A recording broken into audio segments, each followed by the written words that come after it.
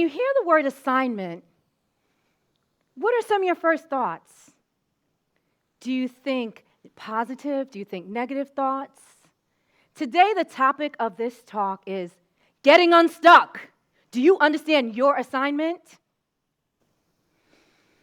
The process of listening to your inner dialogue, taking actionable steps, and putting those thoughts into motion can positively impact so many different areas of your life.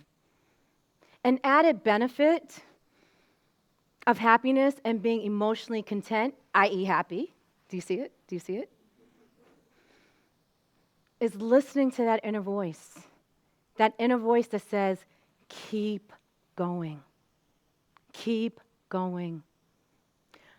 Over the years, research has shown that self-talk can boost confidence, motivation, and positivity.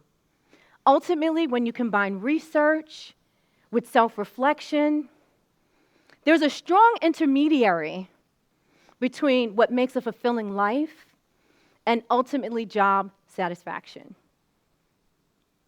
Being unstuck in our lives allows us to get closer to understanding that life is an assignment that not only affects our emotional well-being, happiness, and job satisfaction.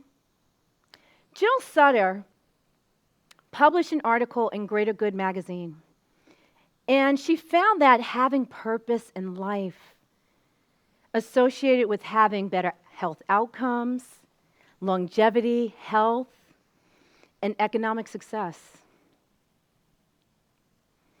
Most people are able to find purpose through a combination of their educational experiences, self-reflection, and being encouraged by others. Instead of the word purpose, I choose to use the word assignment. Why? Because according to Merriam-Webster, the word assignment is the act of giving a particular value. Your life has value. Brings me to my first point. Psychologist and neurologist Ethan Cross says, inner voice can propel us to self-reflection, and I completely agree. Let me hear you read this loudly and clearly. To someone who's inherently shy, you wouldn't believe because I'm here, which is me, it sounds like the kiss of death. In my earlier years, I was the dark-skinned little girl who wore braids. I guess much hasn't changed. And it felt safe for me to disappear into the group because when I was in 3rd and 4th grade, I was teased. I was teased constantly for my dark skin and for talking proper. And I was awkward well into my sophomore year of high school.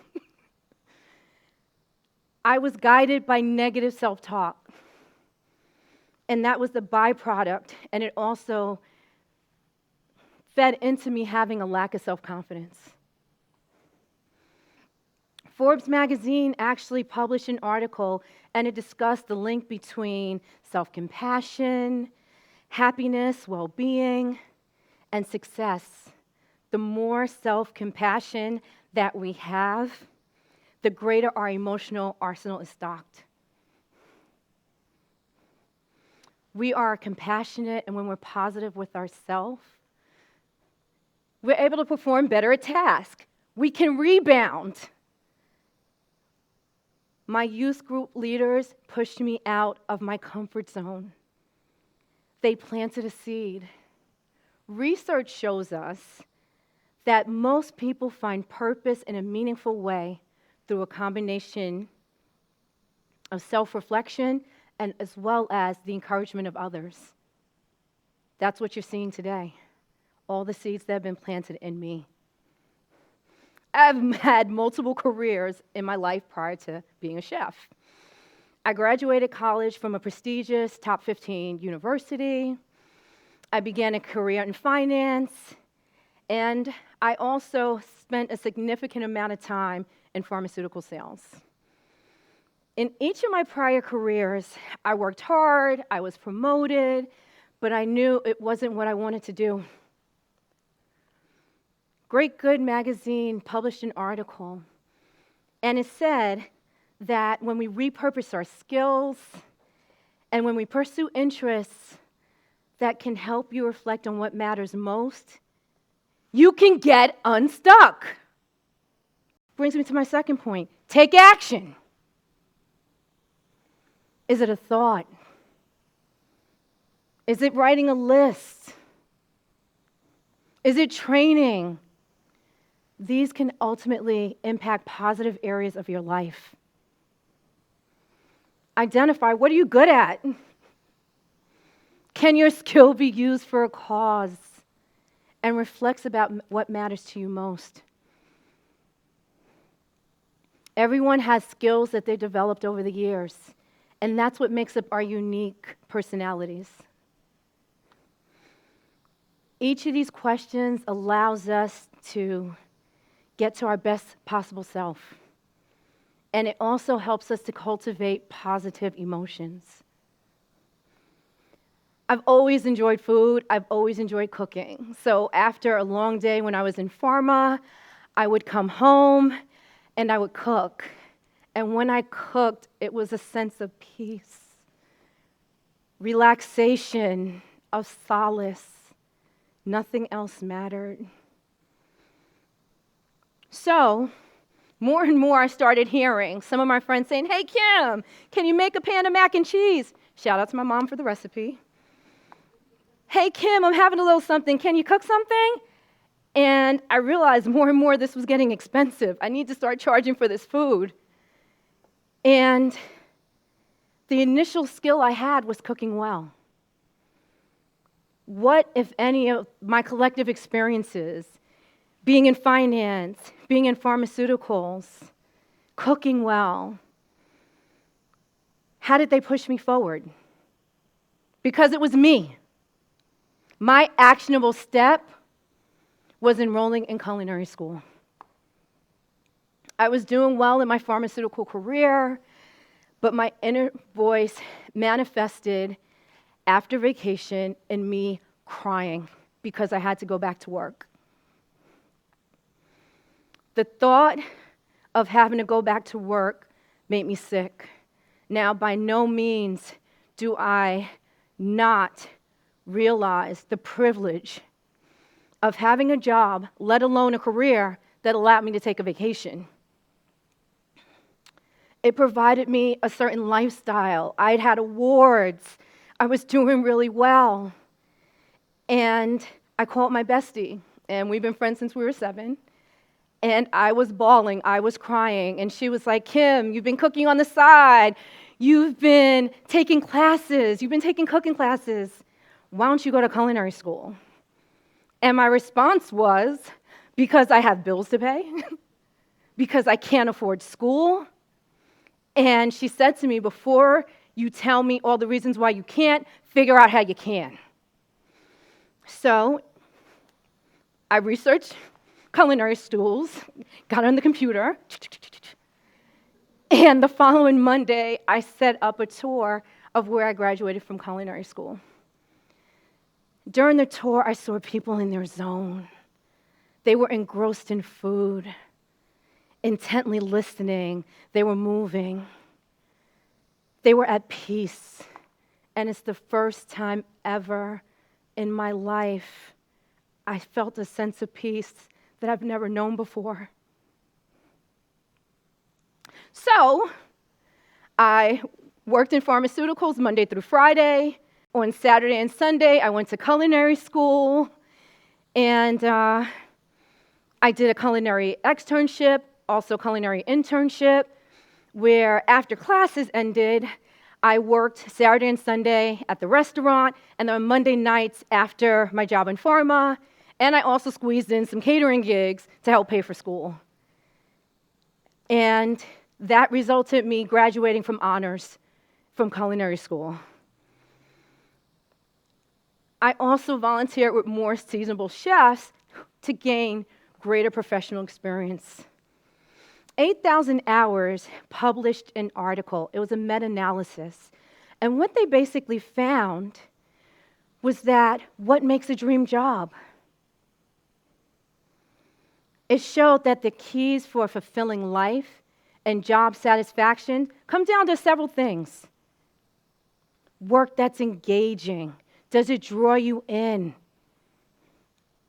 Does it flow?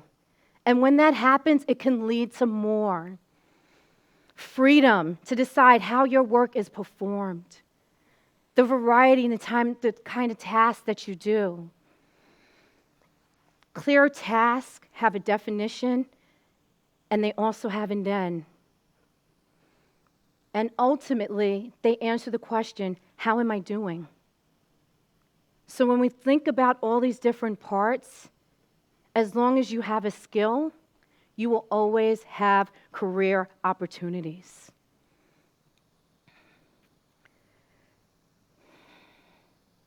A sense of achievement is a key ingredient in terms of life satisfaction, working on meaningful projects. Skill trumps interest any day. Getting good. If you have a skill that others value, I say this again, you will always have work. In my new life as a chef, I've had multiple opportunities that are connected by my passion, which is food. Talking to you here today, doing this talk, teaching culinary arts at a large community college, curating meals for celebrities and titans of business, and food styling, television appearances, and being open to more of what the future may hold. Each of these experiences and opportunities are my own personal gumbo. Gumbo is a stew popular in Louisiana. Each of the individual components, a flavorful stock, a trinity of beautiful vegetables, celery, onion, green pepper, a thickener known as roux, which is made from flour and fat, and dewy sausage and shellfish.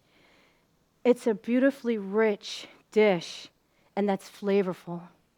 The flavor is achieved by the ingredients, but it's the skill of the person who's doing it that brings it all together. Leaving the pharmaceutical industry was an integral moment of growth for me that allowed me to become unstuck. I become unstuck to create a flavorful gumbo, which is my life.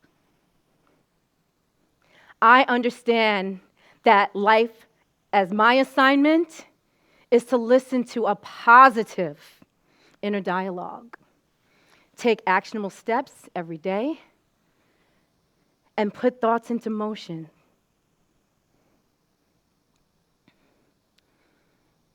And I can positively impact multiple other areas of my life.